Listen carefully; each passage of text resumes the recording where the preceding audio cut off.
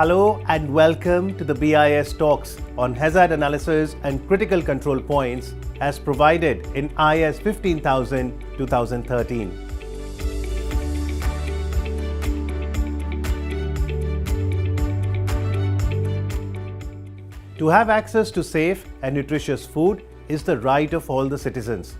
Food is not only required for sustainable living, but it is also the key to promote good health, as unsafe food may lead to illnesses. Therefore, it is very important to maintain food safety at all times, since it can lead to damage at a very large scale. Its adverse impact on health and economy. Consumption of infected food has been known to cause foodborne illnesses and infections at a very large scale. It also results in extra economic costs for governments. Global health scenario is alarming and a reminder on how seriously we should take food safety. Today, we are going to look closely as to what HACCP is all about, the different kinds of hazards that can enter into the food chain and the controls to be exercised by a food business to prevent occurrence of any type of hazard and to make the food safe, and how HACCP certification offered by the BIS can help your business.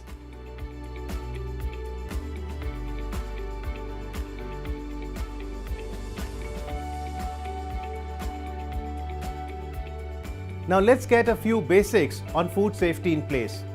What do we understand by safety? It is the freedom from risk or danger.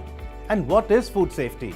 It is an assessment that food will not cause harm to the consumer when it is prepared and or taken according to its intended use.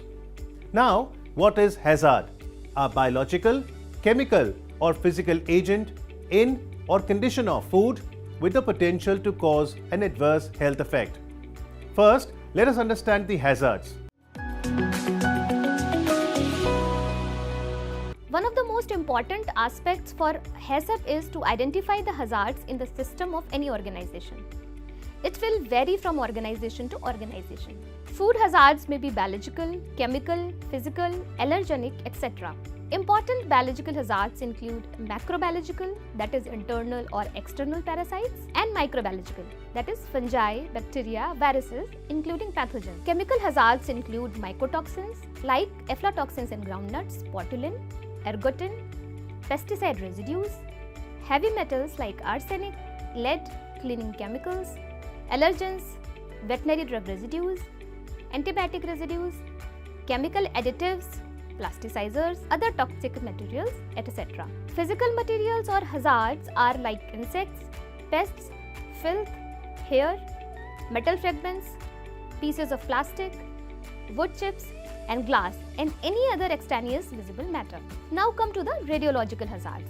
It consists of radiological contamination of drinking water, generally occurs as a result of contamination by human-made sources of radiation.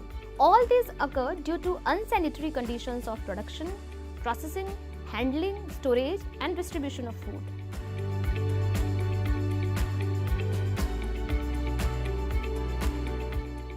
Now let us discuss hazard control. The food safety team is required to carry out a hazard analysis and prepare a hazard control plan. This includes following steps.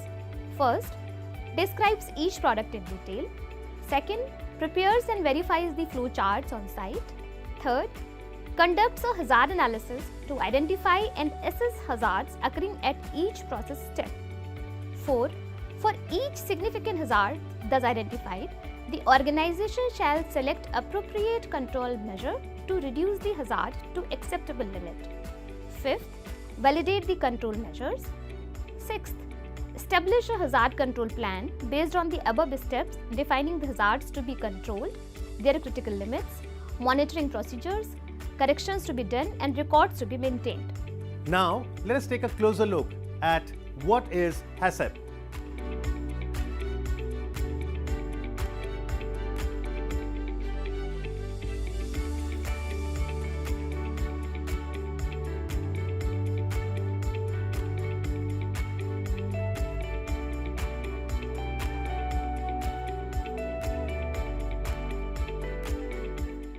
We all know that prevention is better than cure. Hazard analysis critical control points, or HACCP as it is popularly called as per Indian standard IS 15000-2013, is an internationally accepted collective technique which involves the use of preventive safety measures and procedures taken by a food establishment to ensure food is free from hazards. As food safety hazards can occur at any stage of the food chain, from the farm to factory to fork, during processing, packaging or storage, adequate controls throughout the food chain is absolutely essential. Or in other words, application of HACCP by food businesses is a proactive approach to safeguard food from microbiological, chemical and physical contamination.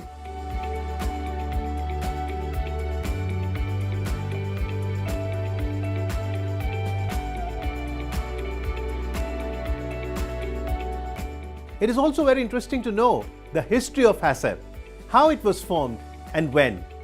HACCP originated in the 1960s when the National Aeronautics and Space Administration, that's the NASA, the Pillsbury Company and the US Army laboratories collaborated together to provide safe food for upcoming space expeditions. Issues that arose at that time were: food was to be designed for consumption under zero gravity. It was necessary to ensure 100% safety, free from biological contamination. Pillsbury adopted a preventive approach.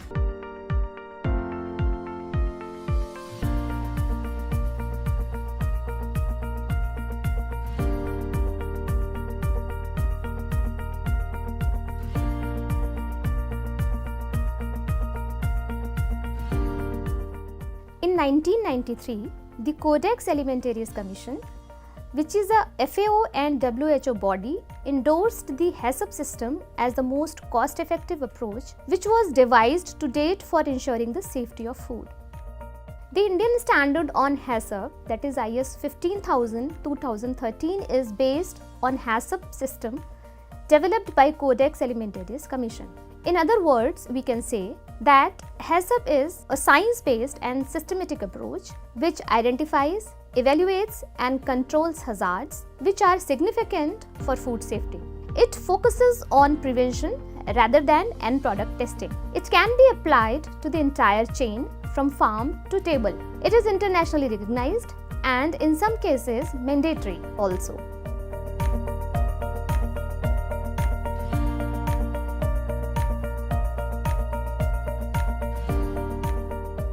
It is imperative for the food businesses to identify type of hazards and risks that may occur in their product using HACCP approach. As every company needs to identify type of hazards and risks that may occur in their product and the critical control points that may require necessary preventive action of setting critical limits, control measures. This action is monitored periodically during HACCP implementation. Let us now go through the requirements of the standard to understand how these principles are to be implemented through certification of HACCP principles. There are certain prerequisite requirements or PRPs which the company or plant needs to maintain before implementing HACCP in their plant, which will vary from organization to organization, like plant hygiene, personal hygiene, food hygiene, any legal requirement or legislations, and training of staff. Some examples of prerequisite programs are building and equipment design, cleaning and sanitation, proper facilities, that is storage, means cold stores, chemical stores, personal hygiene, that is hand washing, good hygienic practices, maintenance, waste management, pest control, approved suppliers, operational controls such as policy documents, work instructions, and staff training.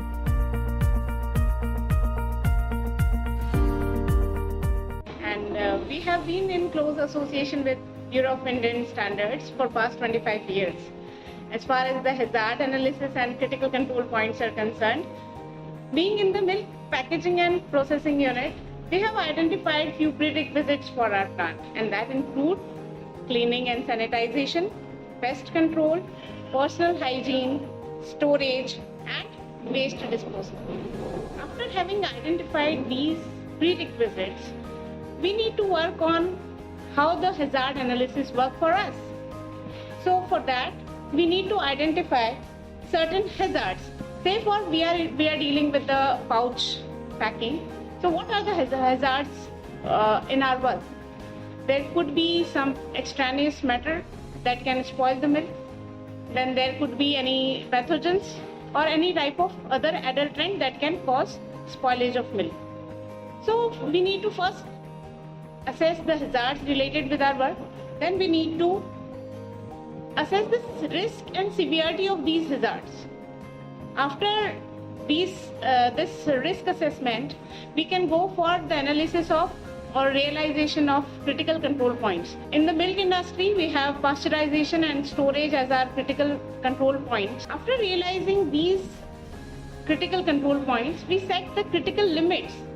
Say for if a certain critical control measure has not been exercised properly, then what we need to do next? In the milk industry, we have identified pasteurization and storage as our critical control point, and we have set for certain limits. Say for the pasteurization, if it is not proper, if the temperature is not attained, then we go for pre-processing of milk. We have identified these critical control measures, and at every step the monitoring of these critical control points and critical limits has to be verified, and we keep a documented proof of all these verification and management procedures. After PRP implementation, there is the logical sequence for application of HACCP by the organization as per IS 15000-2013. First, assemble the HACCP team. The team should have appropriate product-specific knowledge and expertise for the development of an effective HACCP plan. In fact, the best way is to assemble a multidisciplinary team. Second, describe the product. To include relevant information such as composition, physical chemical structure, including water activity, pH, etc., and treatments required such as heat treatment, freezing, brewing, smoking, etc., packaging, durability and storage conditions, and method of distribution. Third, identify its intended use or expected uses of the product like vulnerable groups of the population. Fourth, construct flow diagram by the HACCP team to cover all the steps in the operations.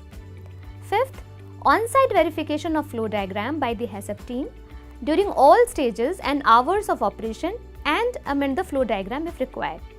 Sixth, list all potential hazards, conduct hazard analysis, and determine control measures. After the above, preliminary steps is undertaken by the food business. Application of HACCP as per IS 15000-2013 by a food industry involves the following 7 steps, also known as 7 principles of HACCP.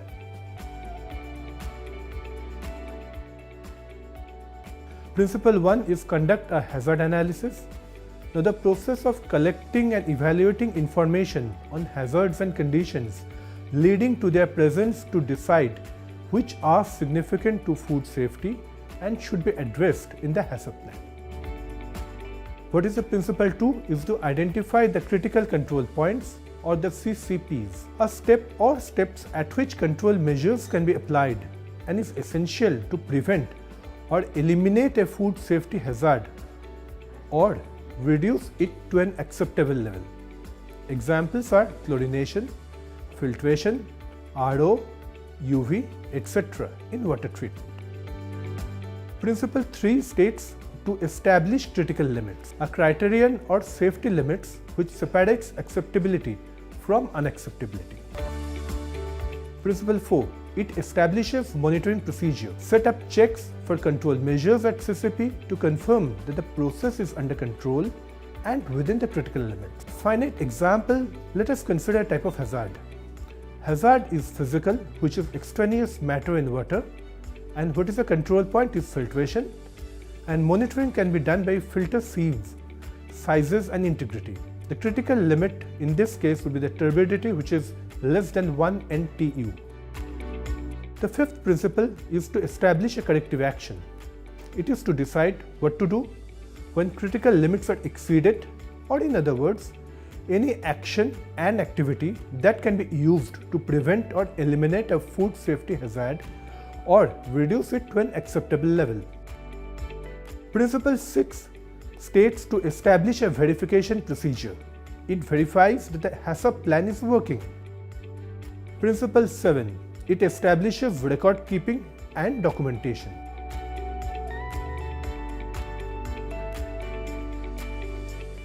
Let us now hear from one of the BIS officers. One of the principles of HACCP is to establish effective record keeping and documentation. According to the Codex guidelines, documentation and record keeping should be appropriate to the nature and size of the operation and sufficient to assist the business to verify that the HACCP controls are in place and being maintained. In an unfortunate event of a food safety incident, maintained documentation and records may provide evidence of due diligence. Examples of documentation include HACCP plan, hazard analysis, CCP determination, and critical limit determination.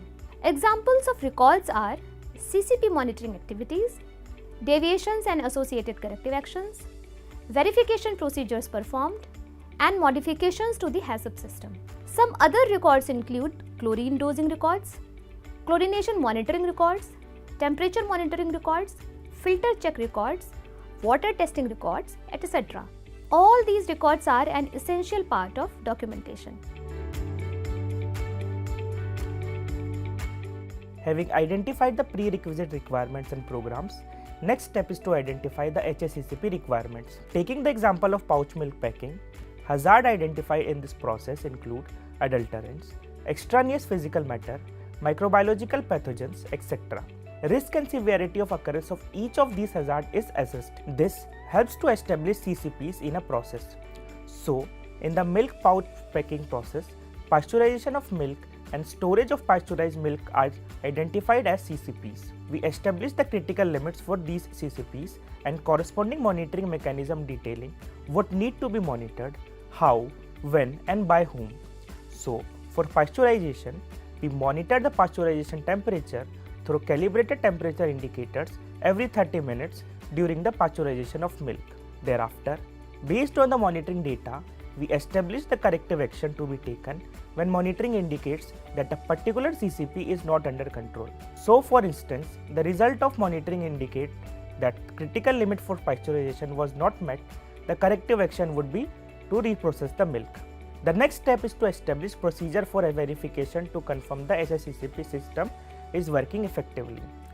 The entire activity including all procedure and records need to be properly documented. Now that we know about the standard, let us hear about the certification of HACCP system. The HACCP certification provides advice on how to improve internal processes, consistently produce safe food, lends confidence to the organization, and to enable it to demonstrate this to all its customers at large. Organization desirous of obtaining system certification as per HACCP has to do the following: understand the requirements of the standard, implement the standard and prepare documents as required by the standard, conduct training program for the employees to develop a shared understanding of the tasks to be performed, lay down the objectives and norms to measure progress against them, establish policy, identify risks and opportunities, institutionalize internal audit and management review. Application can be submitted online through MSCD portal. To submit the application of any organization, they have to identify the regional office under whose jurisdiction the premises is located and contact the concerned management system coordinating officer in case it is required. Management system certification officer of the region will guide you about the process of application and extend necessary support in the certification process. Now on acceptance of application, date for stage 1 audit is communicated along with the details of auditor and the fees to be submitted. Stage 1 audit is performed to verify the authenticity and adequacy of the information shared by the organization regarding its preparedness through verification of documents, field visit and discussion with the team and top management. Instances of non-conformity are communicated for corrective action within the mutually agreed time frame. On successful completion of Stage 1 audit, Stage 2 audit is planned for final verification of the compliance with the requirements of the standard. In case there is some corrective action still required to be taken, 45 days time is given to the organization to do that. On successful completion of the Stage 2 audit, license is granted, which has the validity for 3 years. Now during this 3-year period, BIS undertakes 2 surveillance audits to ensure that the organization has stayed compliant to the requirements of the standard. I urge you to come forward and take management system from BIS. BIS, with its vast experience and strong team of professionals, will be by your side in this beautiful journey.